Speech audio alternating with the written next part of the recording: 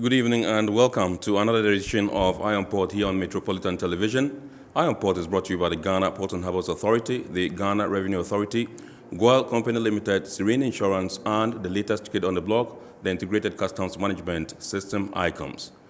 Indeed, tonight we are taking a look at what has transpired at the Suez Canal.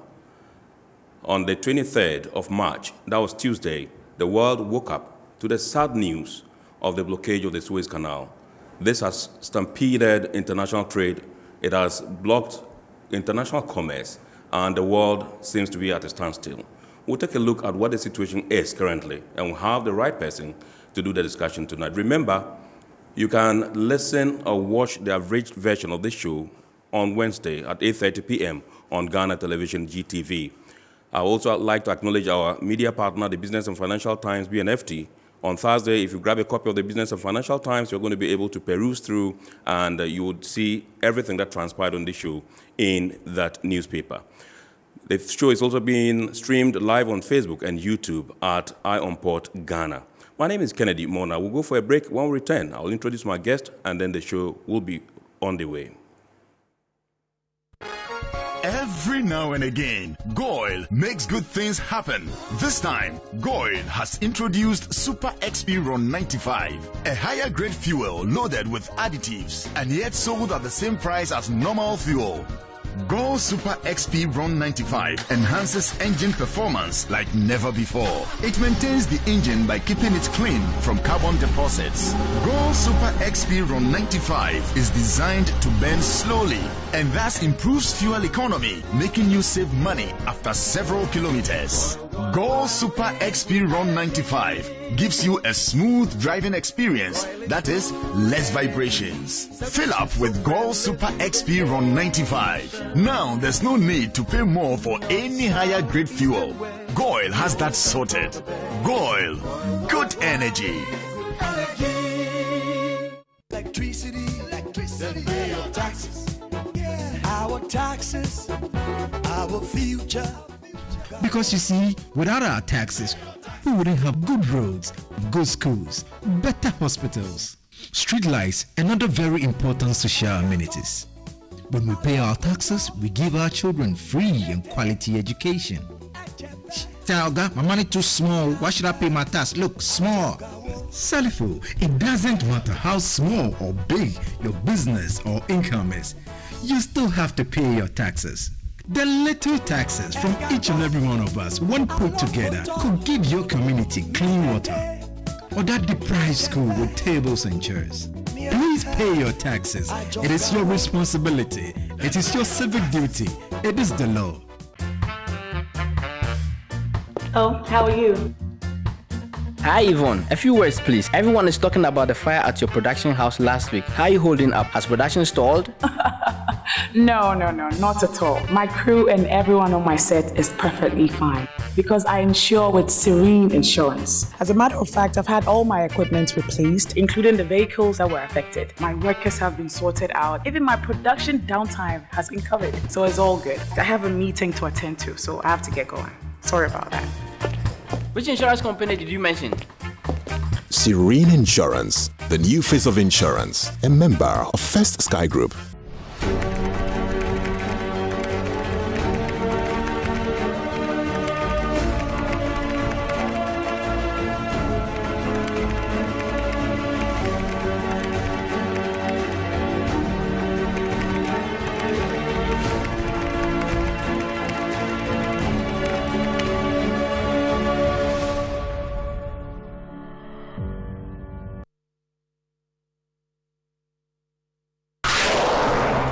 Classification Society Bureau Veritas has completed a classification of the Tema LNG floating regasification unit at Tema Port, Ghana, in sheltered waters. The unit is combined with a floating storage unit for the delivery of gas to onshore consumers in Ghana. This development of gas-fins facility involved the Tema LNG FRU and a Moss-type LNG floating storage unit, both classed by Bureau Veritas, paves the way for the first delivery of LNG to a terminal in Sub-Saharan Africa and will contribute to meeting Ghana's growing energy demand.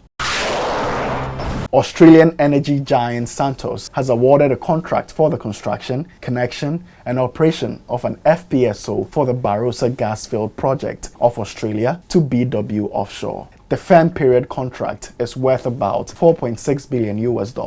The Barossa gas field is located 300 kilometers offshore Darwin in Australia. The field will be deployed via an FPSO with 6 subsea production wells, infield facilities, and a gas export pipeline tied into the Bayou Andan to Darwin pipeline system that supplies gas to Darwin LNG. Norwegian Maritime Ministry Group Wilhelmsen has embarked on a major organization redesign project in an effort to increase focus on renewable energy and decarbonization. The new segment, which has been named New Energy, will be headed up by Jean-Yves Wang, currently Senior Vice President for Strategic Investment. As explained, the establishment of the New Energy segment is a continuation of several years of exploring renewable opportunities. You're welcome back to Iron Port here on Metropolitan Television. I mentioned earlier on that tonight we're taking a look at the impact of the blockage of the Suez Canal to international trade and particular reference to the ports in Ghana. We have a second phase of the discussion which will come off. That's the main discussion, and Mr. Samuel Ajiman will play host to the Minister for Transport, the Honorable Kweku Ofori-Esiama. We're going to have an overview of the transport sector in the country. Let me introduce my guest to you for tonight's discussion. He is in the person of Captain Francis Kwesi Micah. Captain Francis Kwesi Micah is the Harbour Master for the Port of Tema, and he's also the Port Facility Security Officer. Captain has been a master mariner for over 30 years, and he has traversed the Suez Canal. He has passed there. He used to be in Singapore, where his office used to be, and he has mastered a ship, captained a ship through the Suez Canal, and so he has all the details. He knows what the facts are, and he's going to break down everything to us tonight. Good evening, Captain. Good evening, sir, and thank you for having me. Thank you very much indeed. Now, let's go down to the basics. When we say the Suez Canal, what is the Suez Canal? Yeah, okay, thank you very much, and good evening, viewers. Importantly, to have a better understanding of what the Suez Canal is, the Suez Canal actually is an artificial waterway that, as it were, creates a conduit or a safe navigable passage between the Mediterranean Sea at the port of Said, that is at the northern end, and Suez at the southern end. And it is all embedded in the country of Egypt. Mm-hmm. So basically, that is what we mean when you say the Suez Canal. And for the purposes of transportation and the efficiency thereof, it was decided to have that way to limit the passage time for traders and, for that matter, ships that commenced their voyages from the Far East and wanted to get their goods to the center of Europe and beyond. Mm. Very well. So where would we say the Suez Canal is located? The Suez Canal is situated in Egypt. Egypt? Yes. Okay, so that's where the Brouhaha is currently. That's where because the I understand is the currently. Egyptian president has issued a caveat and asking for support for this thing to be lifted. Exactly. Now, exactly. Let's take a look at what the situation is. Give us the dynamics involved. We understand a whopping $9.6 billion of merchandise is blocked every day because of the blockage. And we understand there are more than 300 vessels on both sides that are, they can move to and fro. Yeah. Give us, an analysis of what the situation happens is because of the sensitivity of this particular waterway, vessels are slated to be there before the convoy starts, and they are all given their scheduled numbers. So we have the northbound convoy, and then we have the southbound convoy. By northbound, I will say the vessels that are coming in from the east and narrowing it up through the Red Sea. That is just the precipice before the Suez port. And then for vessels that are coming from the Mediterranean, either emanating from their voyages from Europe and even the Americas, and wanting to get to the eastern end of the world, and that is the southbound voyage.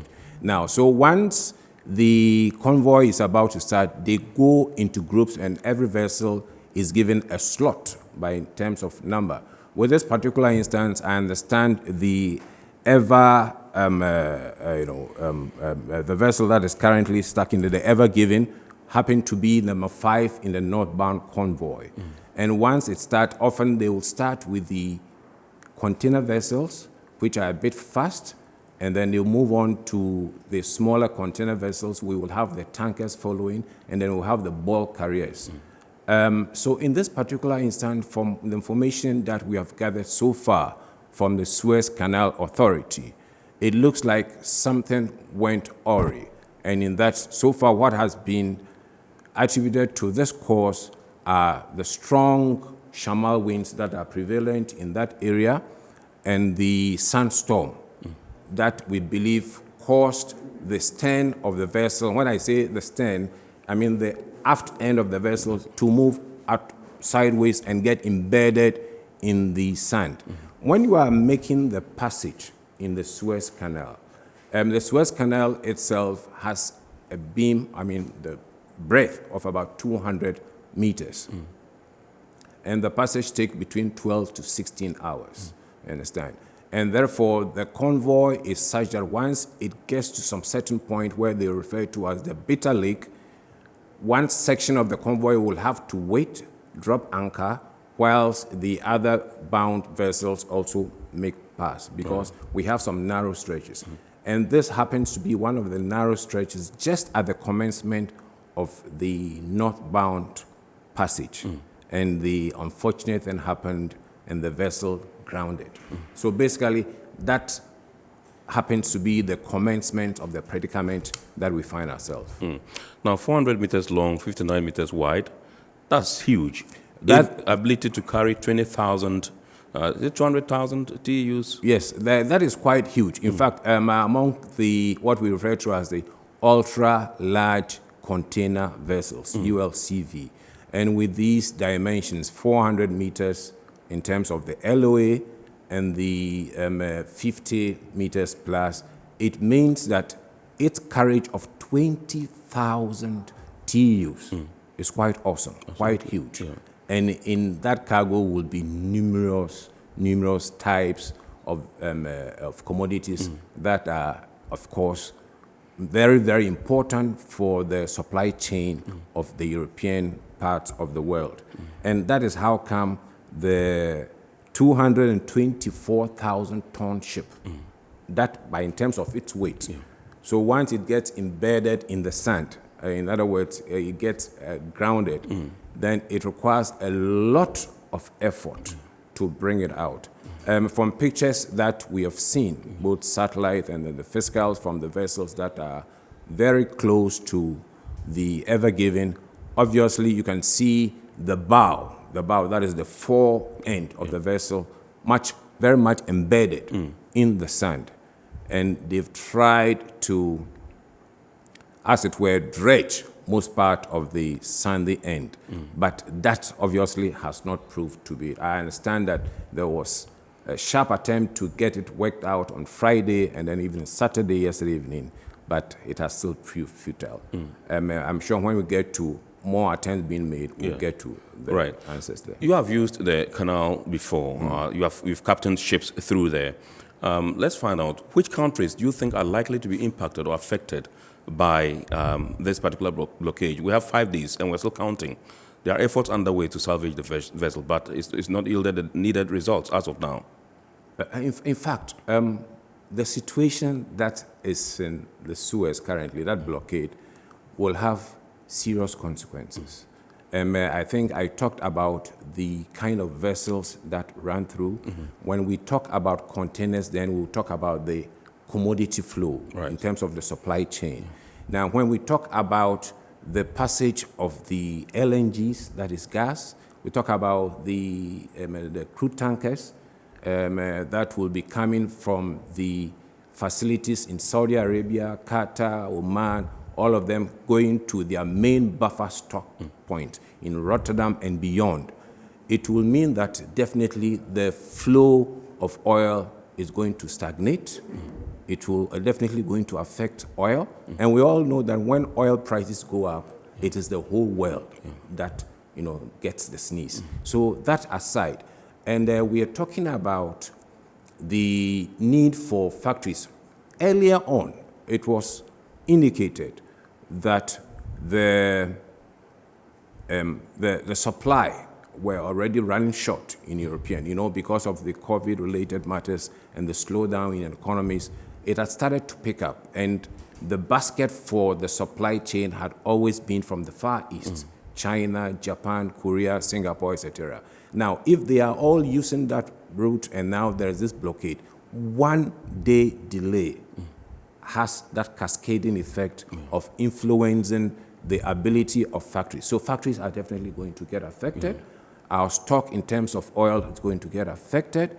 And then the supply for even cars, but much more importantly, precariously, is the issue of, I'm sure, supplies that are very, very necessary for the COVID counter efforts. These are all factors that we need to. So it affects the entirety of the world. And as well as the satellite effect will be the economies that depend on the goods for running the economies, for greasing the chains of production wherever they find themselves. So basically, to your question, it is something that is going to affect the world's economy.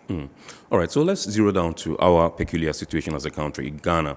What is the impact or effect of this particular blockade on the ports of Ghana in terms of imports, exports, international trade in general? Yeah, okay, so in Ghana, basically when we talk about the service routes that serve the port of Takoradi, Tema, they come in various segments. So we could have vessels that come directly from the Far East.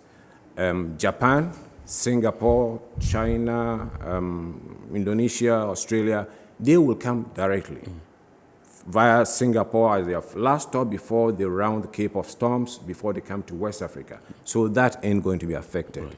When we talk about vessels that are coming in directly from Europe, the major ports in Europe, Rotterdam, Antwerp, Algeciras, Hamburg, Bremenhaven, Le Havre, all of them, they will not be using the Suez Canal.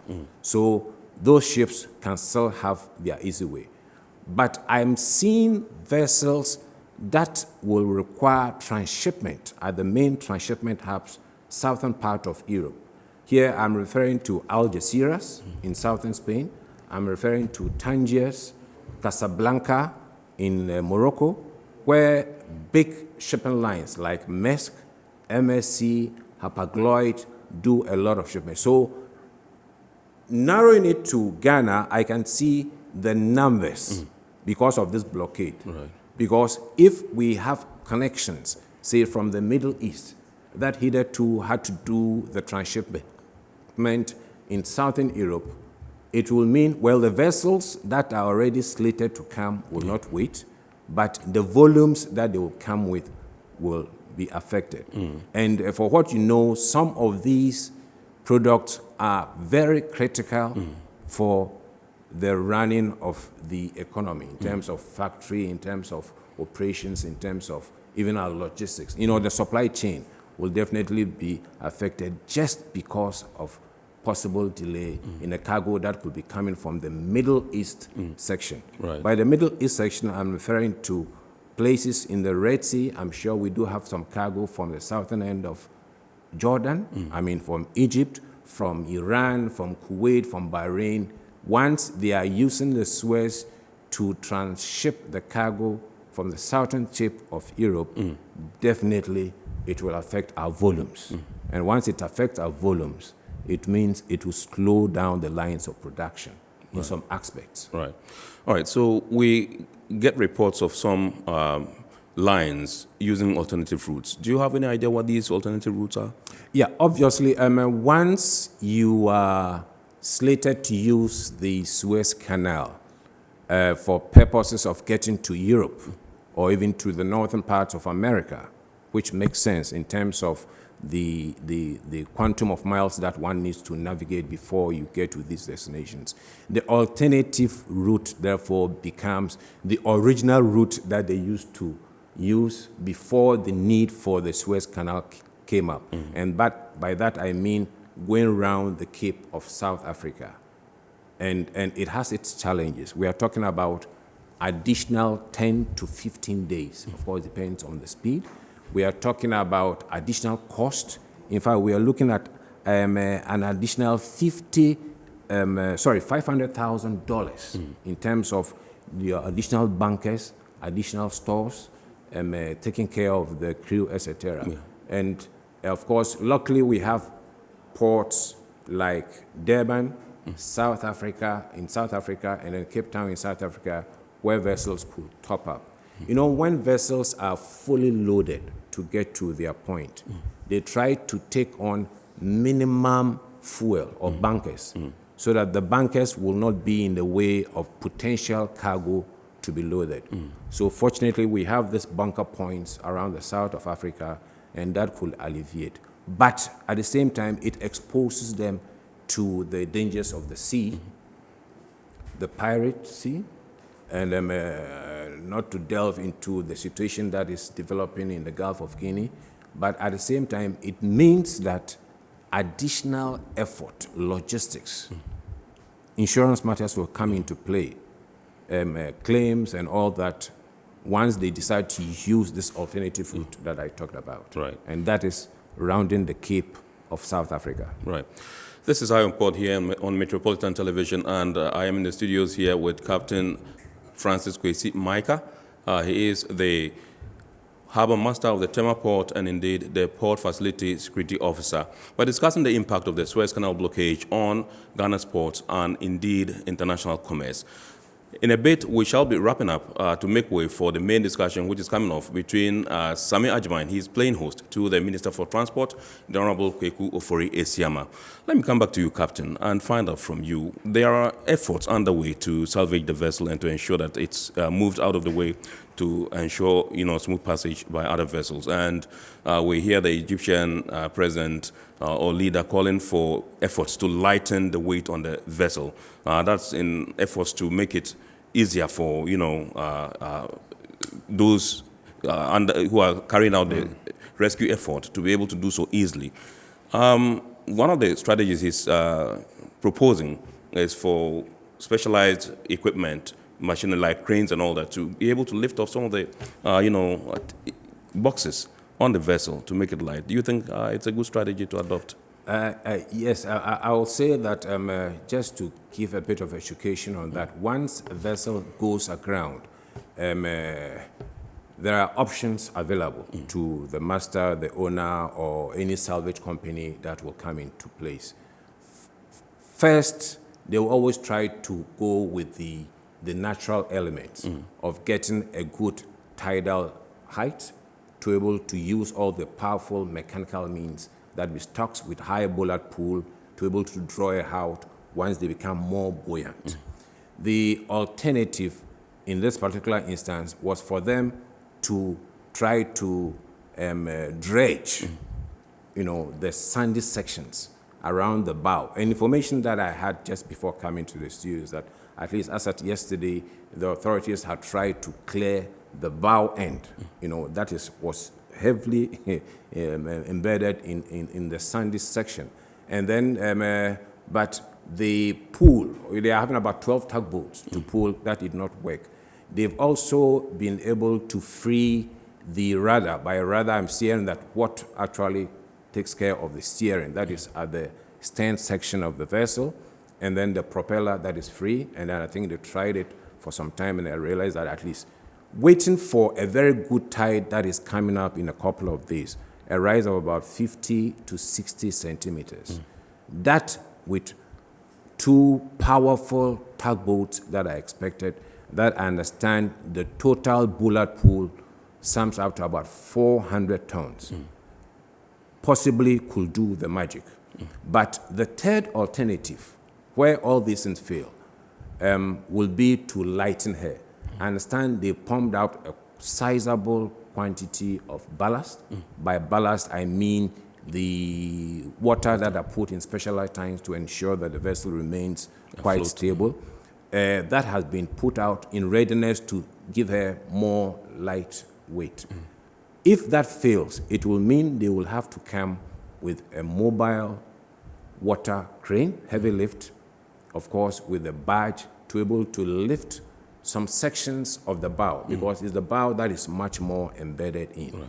Once this third alternative comes into play, I am very positive.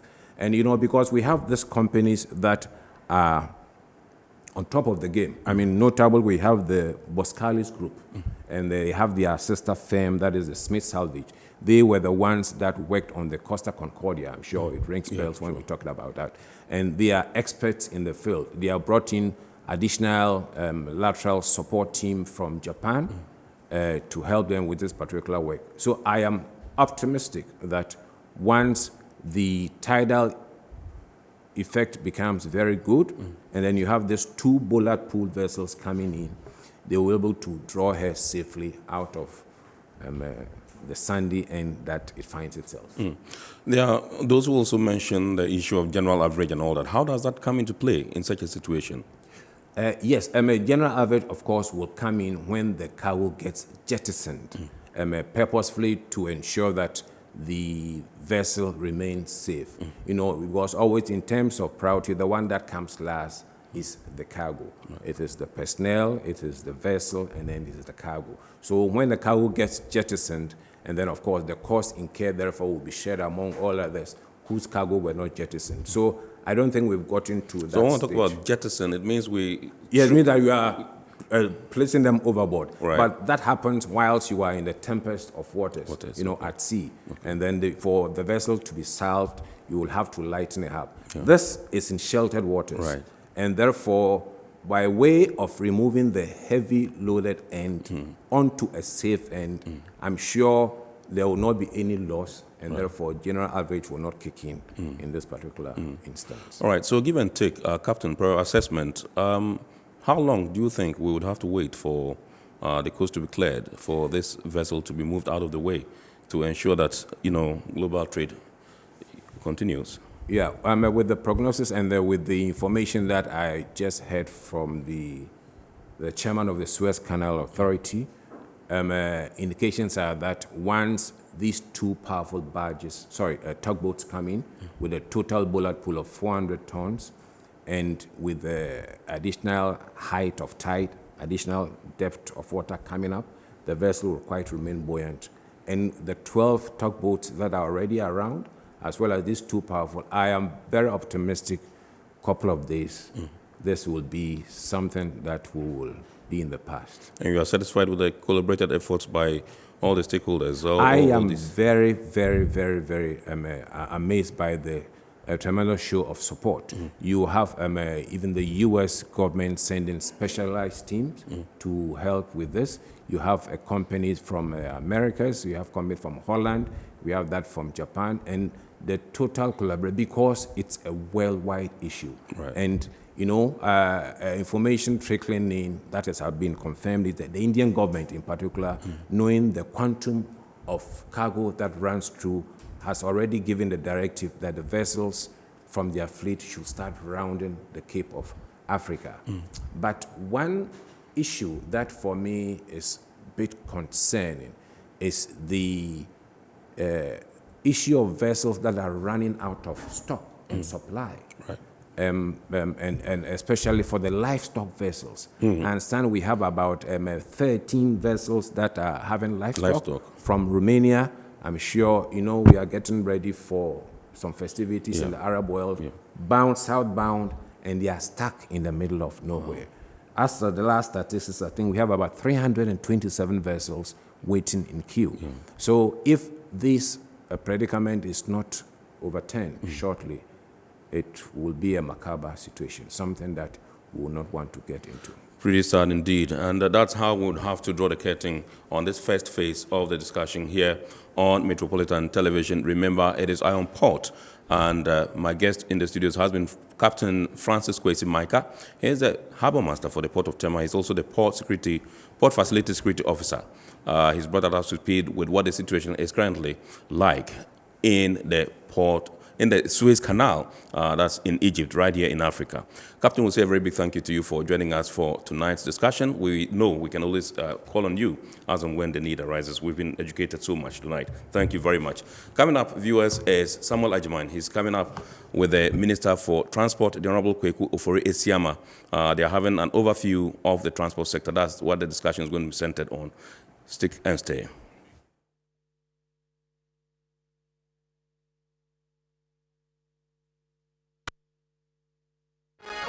Every now and again, Goil makes good things happen. This time, Goil has introduced Super XP Ron 95, a higher grade fuel loaded with additives and yet sold at the same price as normal fuel. Goil Super XP Ron 95 enhances engine performance like never before. It maintains the engine by keeping it clean from carbon deposits.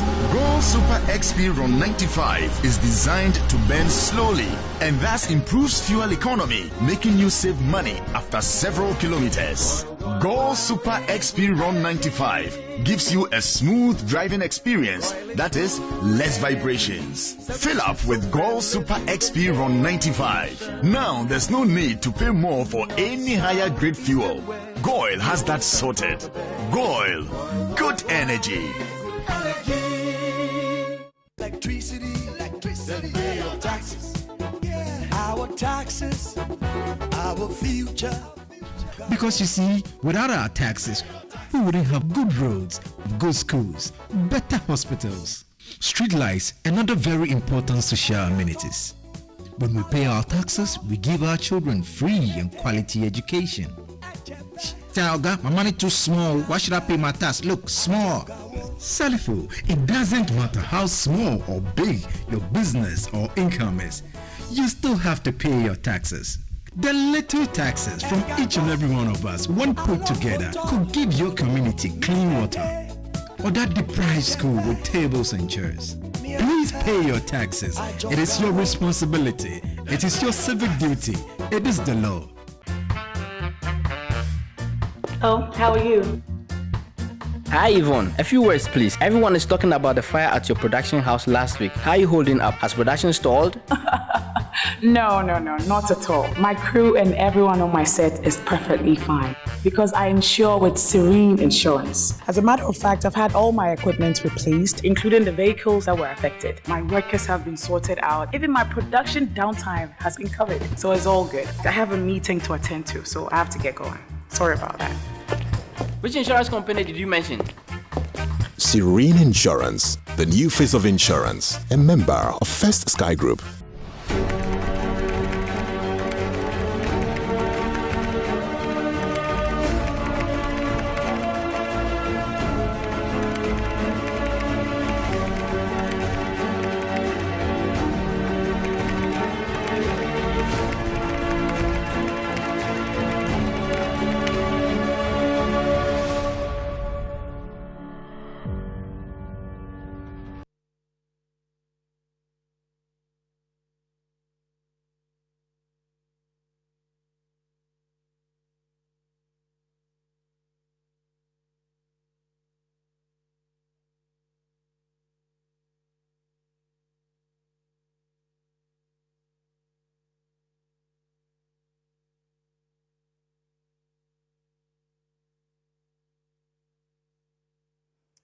Okay, welcome back to the program. It's Eye on Port Live on Metro Television. As Ken already mentioned, the program, the abridged version, will be on Ghana Television on Wednesday at 8:30 p.m.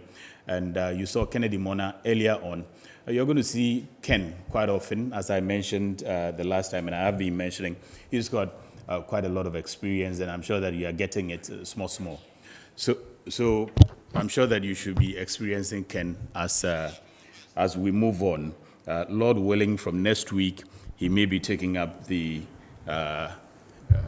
main section of the program in particular. So brace yourself and enjoy Ken the more. Okay, so as he also announced earlier, I've been joined in the studio by the Minister for Transport, Honorable, the portfolio, I need to get it right. Is it transport and aviation now, or it's only transport? It's transport. Transport, no aviation is part of transport. Okay, so all So embedded. the realignment brought the aviation sector back to its mother ministry, that's the Minister of Transport. Okay. Honorable Kweku Ofori Esiama is the Minister of Transport, and we are fortunate to have been joined by him. We're going to have extensive discussion on the transport sector. We'll be taking a look at the aviation as well. We'll talk about aviation. We'll talk a lot about the maritime and ports industry in particular. We'll talk about international trade. We'll talk about some of the outcomes that we saw in 2020, the pandemic and all of that. We'll talk about also the plans for aviation. So are we going to get a new airline, for instance? We're hearing some home-based carrier and things like that. Is there something like that in the pipeline? Or are we likely also to get a shipping line, maybe now that we have the continental free trade running around? So we're going to have ships, we're going to have airlines. We'll hear all of that from the minister in the overview of the transport sector pretty shortly.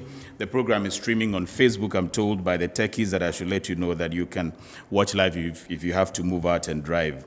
You can also join the program on WhatsApp, send messages, contribute to the program. The WhatsApp number is 055-901-9177. The number that you can call at the appropriate time is 020-552-8353.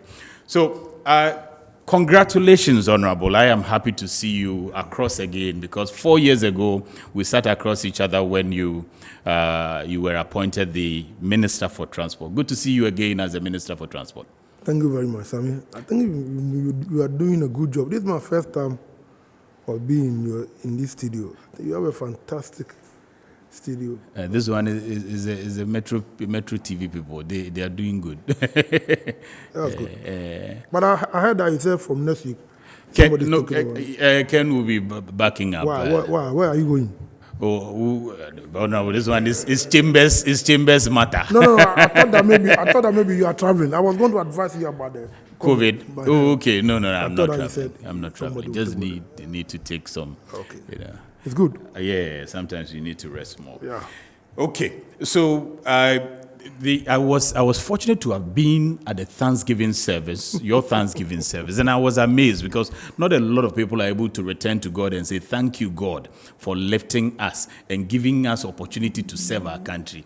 I was impressed to see you. Let me see if I have some pictures of you at the church praising and thanking God. Just pictures, if we can see some of those.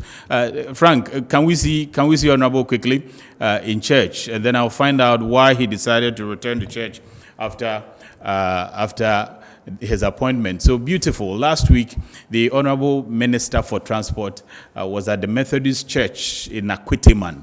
I hope I'm right. Newboy Town. Oh, okay, rather. Okay, so that's beautiful. I know Auntie Irene. I've seen Auntie Irene. Also the Director for Finance. Is it Director for Finance at the Ministry of Transport? So all of them were at the place. Congratulations once again. Thank you very much. So what made you return to church to say thank you to God? Sammy, thanks for the opportunity given to me to be in this studio. I have a very small church, a small Methodist church. Yeah. That we tried to build whilst I was staying around that area. And after I left the place, I said to myself that I have to go back to that church. It's a small church, and we know ourselves. I see. And any time that I'm going for election, this is the church that they always support me. We know ourselves as a family. So we decided that we need to go back there, thank them for the prayer that they offered me, the president and the people of this country. So basically that's why we did. Not anything extravagant, but just to make sure that at least we thank your God for how far he has brought all of us. Yeah, and I believe that that's in order, particularly having served for 4 years. But if you can take us back to the last 4 years, the last time I spoke to you, I think 2017 thereabout, you had just taken office, and you gave quite a number of projects that you had envisioned to accomplish within your term of office. Give us a picture of what you experienced last 4 years of your term as a transport minister. Yeah, thank you very much, Sammy. I think that there is a general view that a good transport system is a foundation on which development thrives. So once you begin to have a good transportation system in place, definitely it is going to aid trade. And once trade is improved, the benefit is enormous for your people. So that is exactly what we set out ourselves to do. But like you rightly said, the last 4 years, I was not in charge of aviation. Yeah. The president halved aviation in the railway sector from the main transport sector. So we were dealing with basically road transport services and maritime and inland waterways. So the discussion, maybe what I'm going to tell you, will be based on these largely two areas. That's for the last 4 years. For the last 4 years. If it is that we need to do an overlapping into the aviation sector, we don't have any problem. You can veer off into that area and deal with it. So we were looking about the maritime and inland waterways and road transport services. For the maritime and inland waterways, we had some project that we needed to put up, or it was ongoing, at the Tema port, the Takoradi port, the Bwangra inland port was a major landmark success that we took. Yeah. We dealt with the fishing landing sites, or what the expert will call the mini ports. Of course, we needed to mini ports. Yes, but per the definition. Okay. If you say a landing site, it means that it's a small port that, in case of emergency, a smaller vessel can dock. But basically, it is for fishing activities. Yeah. So that is why we call that. Then we dealt with some level of technological improvement at the DVLA. Hitherto, the DVLA had become associated with what we call Goloism. Yeah. And because the Guru Boys presence there, and because to deal with it, we needed to introduce a lot of technology in there. So these are basically some of the distance that we do. For Tema Port, we had come into an agreement with MPS to develop what we know as the Terminal 3. Yeah. Terminal 3. So when we assumed office in 2017, they've gone between 18 to 23%. Mm-hmm.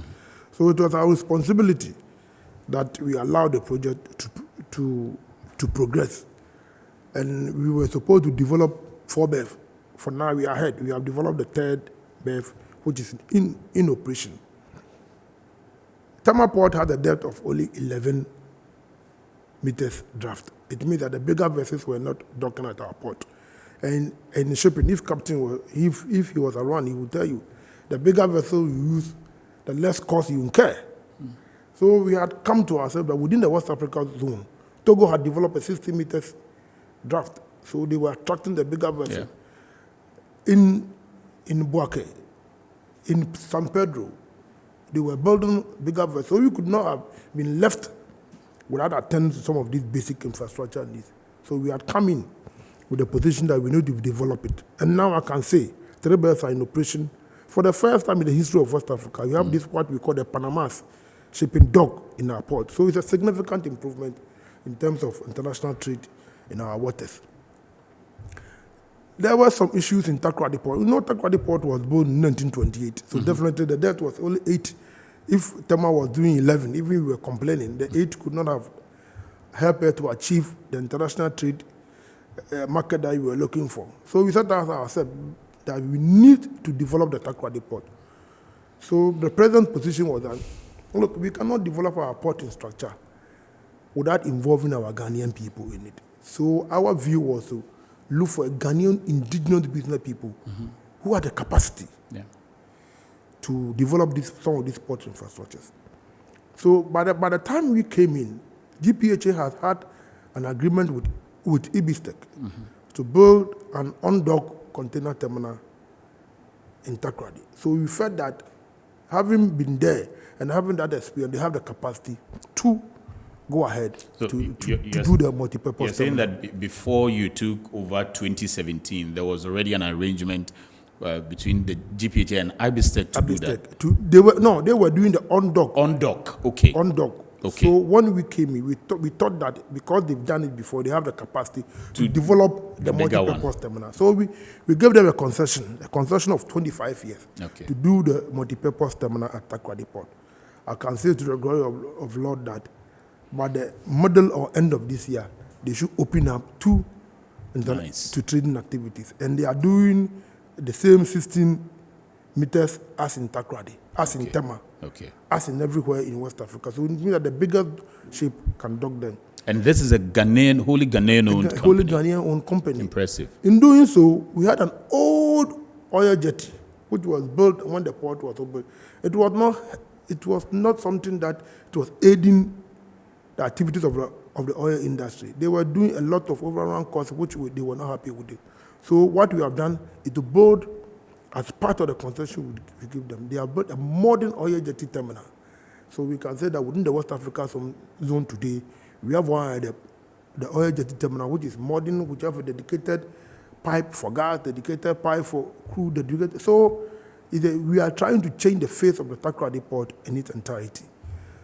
That one, we are working on it. The bulk jetty was not up to standard. The people were doing double handling. It was not good. We are working on the bulk jetty. We have done so because it has also helped in importing some of these clinker for the first time en route to Burkina Faso. Okay. So I think that we are also putting the Takoradi port in its proper perspective. Then, like I said, the Boankra had been on the pipeline for the past 18 years, 18 to 20 years. Government had come. President Kufuor made an attempt of building the Boankra inland port, purposely to decongest the Takoradi port, the Tema port, sorry, and also shorten the distance with which these Saharan countries travel to Tema. Yeah. And also help the people within the middle part of this country in terms of their trading activities. President Kufuor made an attempt of building it. Unfortunately, he lost the election. The government took over between 2009 to 2016. No activities were done. So the current president decided that, look, this project is very important for this country, and we must tackle it. So I can tell you that we had one of the biggest challenge on our hands in terms of the procurement process that we went through, because the project itself is a very complex one. If you look at it. Why is it complex? It's mainly complex supposed to be a terminal within the northern belt to take care of that. Not only that, not only the location. Okay. Complex because of additional infrastructure that you need. Okay. To have it worked. Because the railway line the rail connectivity. The rail connectivity is important, or an integral part of this important, without which it will be difficult. It will be difficult. The viability was becoming a challenge. Yeah. And we needed to navigate our way out to see that in the meantime, can there be an arrangement to start this project, to look at it while the railway line comes in? And it was crucial. Apart from that, if we look at the central span and the western span, where they were supposed to pass and where the Boankra inland port was located, we needed to do re-engineering. Okay. To make it possible, because the western line will come from Takoradi, while the central spine will then move from Tema through Kofo, the other areas, to the place. And initially, if you look at the location, it was not supposed to pass there. So the re-engineering itself was a major issue that we needed to do. But as much as we did, we came to a certain conclusion or a certain arrangement. So the procurement process was a little bit complex because we needed to bring in all these factors and look at the time that it was supposed to in when that logistic terminal was supposed to be completed, its operational issues without the railway line and other things. These are all some of the things that we needed to do to bring the project to its implementation stage.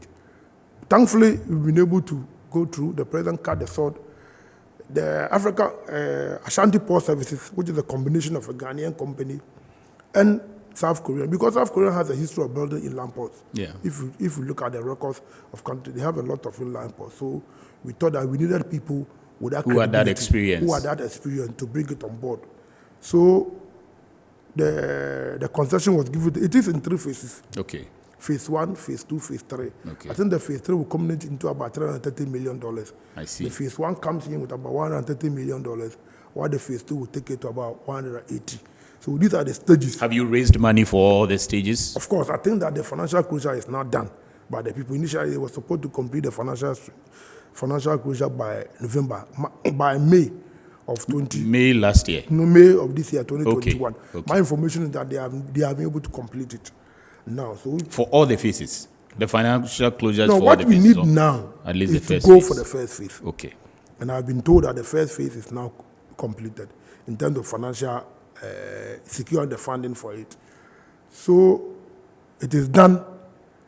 The actual construction would, I think it has commenced because we need to do some some feasibility study in terms of testing and other things. But I mean, the significant part of this project is that not only will it aid trade within the middle part of this country, but it will also facilitate the building of industrial hub along the Boankra area. Yes. Because once companies go there, then it's open up for other companies to come in there and begin to set up factories and other things.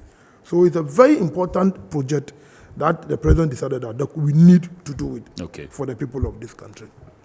The fish landing site had become an issue. Somebody just so that I get it right. So ever since the sword was cut by the president, what are some of the things that we have seen done since then? I mean, people always construe. They want to see physical action. Yes, there. But you see, in building such facilities, it's a process, it's not event. And once you truncate one process, you will not have it properly done. So the fact that you haven't seen pickers and shovels at the place there, does not mean that the processes are not ongoing. Okay. Vigorous activities are going on at the place there, but it's not only for digging or laying mortar and bricks, but the process that we set out ourselves. Yeah. If you look at the timetable that we set out ourselves, the actual construction should even start around June next year. Okay. But we needed to cut the sword for the processes to continue. Yeah. I get it. Are you listening to yes. me? So, and we are ahead time. Per our timetable, we are ahead of time by a month.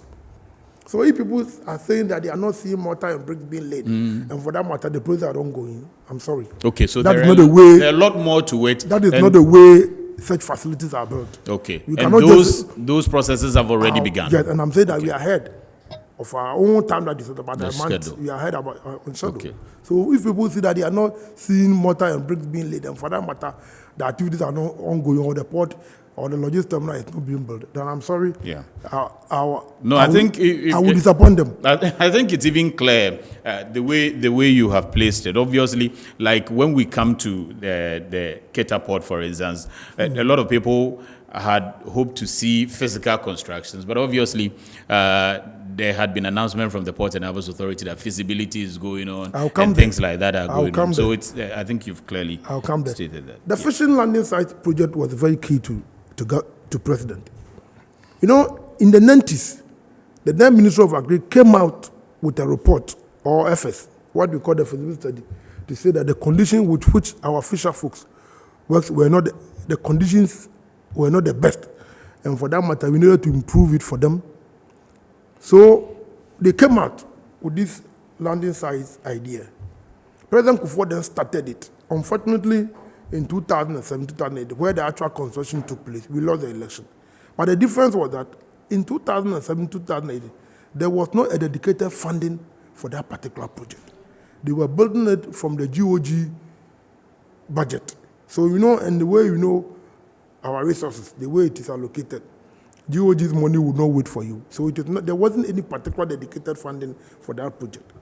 In 2009, when President Mills took over, as part of the Master Facility Agreement of China Development Bank, the CDB agreement, a certain portion of that money was supposed to be used for the construction of the various landing sites along the coast. They did the procurement process and everything. Unfortunately, President Mills passed away. May his soul rest in perfect peace. The next government, the next president that took over, I'm sure, maybe I do not want to preempt anything, thought that, I think you are even showing. Yeah, we are showing the videos on the screen. I think that maybe it was not his priority to continue on the project. But we have included in our manifesto and said that this is very important for the fishing industry. If you live in a country where, thank you, madam, where over 2 million people are dependent on the fishing industry, they cannot work anyhow. Go to the sea and go and find, when our fisher folks come from sea, look at the condition with which they sit. For me, it's not something that we should be proud of. Look at the condition with which our market women do their activities. So the president decided that we are going to go forward. But that time, because the funding had been secured by Professor Mills already, it was tied. Because the procurement process, though they have abandoned, they have not truncated it. So we said to ourselves that we need to approach the CDB again and see if they can make the funding available to us. So for the first, in 2017, myself and the vice president, including the finance minister, we went to China as part of our engagement with them and indicated to them that this was a very important project, priority project for government. where the Chinese said that the facility has expired because Ghana government did not show any interest to that matter. So as much as we were negotiating, they gave us some conditions with which they will revive that funding facility for us. So the president again went to China later part of 2018, then reiterated his position that this is one of the projects that he wanted to be done. So he agreed, but the Chinese also gave us a condition with the premise that we will not change the designs, we will not go back to do another procurement process, because if he decided to do, it was going to delay the project by another 2 or 3 years. So we said to ourselves that if the money is going to come from you and we are comfortable with it, why not? So let's move forward. So in 2019, President cut the sword at Axim, symbolically to show that the construction of the fishing landing site has started. So the financial agreement was signed in 2019 in April between finance minister and them. So we have started. Now we are building about 13 Axim, Discoff, Muri, Manford, Winneba, Fete, Senya, Teshi, Kita. Okay, and so that one too. And I'm coming. Okay. And Mina. Fortunately for us, we have a funding facility from a Belgian government, which is going to turn the Mina fishing into a harbor. So what we did was to buy off the Mina money to construct a Kumfi and Osu. So now we are adding 3 to it. We are adding Osu. Oh, okay. We are adding a Kumfi and we are going to add Infantiman. Okay. Because we have done some re-engineering at the Kita. Because of the 3 you mentioned are what? Osu, Infantiman, and Kita. But you had and Amina. Because Amina, we have a different facility that we are using in Amina. Okay. So this is what we are going to do. Because I thought initially they were supposed to be 11 with the Jamestown one. The Jamestown one. It's a grant from the Chinese government. Okay, so that's excluded. That's excluded. The Jamestown Fishing Harbor is a grant from the Chinese government because we had gone in for this facility and we asked them that they should do something for us. Okay. So they decided, okay, that is so. Then they will use the money for Amina. Jamestown, and give us a grant to give us a bigger facility. Okay. Then later, I heard you again announcing that Otuom, the former president's hometown, is also going the money that we've gotten. The president decided that if you are not doing Amina, if you have got a different facility for Amina, then we should do one, because I think that there is a friendship between he and Professor Moss, and definitely he wanted Otuom to also have their share. So we are doing Otuom, we are doing Fanteman, and we are doing, I said 3, Osu. So that is why we are doing. Sami, going forward, I think that, like I said, the DVLA, when we took over, the Goloism was an issue. But we came out to the stage that shows that the only thing that we can do to be ahead of these guys was to introduce technology. So we invested heavily so far the technology processes at DVLA is concerned. And I can say today that if you go to DVLA for a service, it is not like what it used to be in the past 4 or 5 years. Of course, technology is dynamic. We don't need to be static. We need to be ahead of those who want to piracy the project that we are doing. So we are also going ahead, investing in more technology. Okay. But I can tell you that the DVLA services today is one of the best services that you can get any institutions offering you, government institution offering you in this country as we talk today, because of the kind of investment that we've made in the area of technology. But sadly, there's one area that I need to talk about it. That I cannot come here and say that all is rosy and we haven't fought on our way. Look, Sami, there's one area that we all need to be careful. It's the road safety issue. Road safety. Yeah, the road safety matter is not something that we should be proud of. My view is that if you can prevent an accident, even one accident, and you are not able to prevent it, and somebody dies, it's not something that you should be proud of it. And the numbers are not encouraging. When we took over, we realized that the main agency which is responsible for discharge of this road safety did not have the requisite legal backing to do it. So the president detected that, or we came to meet a situation where we have a defect in terms of the institutions and its legal mandate, defect in terms of infrastructure, the way the traffic system is being managed. So if you have such defect, you must tackle it with law and technology. That is why today we have changed the mandate of National Road Safety Commission into an authority to give it more enhanced powers to be able to perform their function. What we've given to National Road Safety Commission today is giving an institutional powers to force institutional mandate and also to become a regulator in the transport industry. Yeah. So, I mean, we cannot have a very important industry like the commercial transport operation in this country without having a regulator. So the law has given the National Road Safety Commission the power to regulate the commercial transport operators and also to enforce institutional compliance from these institutions which are supposed to implement some of these decisions to protect lives and duties on our road. Let me tell you, if the Ministry of Roads construct roads today and they are supposed to put the landmarks on those roads and they did not, then the National Road Safety will compel them to put those landmarks or what we call the road furniture before the road is open for the use of the general public. Hitherto, they do not have that mandate to do that. Because of the COVID, we were supposed to bring in the LI. We were supposed to bring in the LI to back the act. Because of the COVID, we could not complete the stakeholder engagement. Thankfully, we have done it. It is with the Attorney General. Attorney General has brought it to us. We are putting in the final touches that if, I said, we take it back to Attorney General. And I'm hoping by the next 2 months, we will have a different LI to enable the National Road Safety Authority to go into full operation in terms of the duties that they are supposed to perform. So in a nutshell, I will end here to give you the general brief about what has happened so far as the transport sector is concerned. Like I said, going forward, aviation has come back to its mother industry.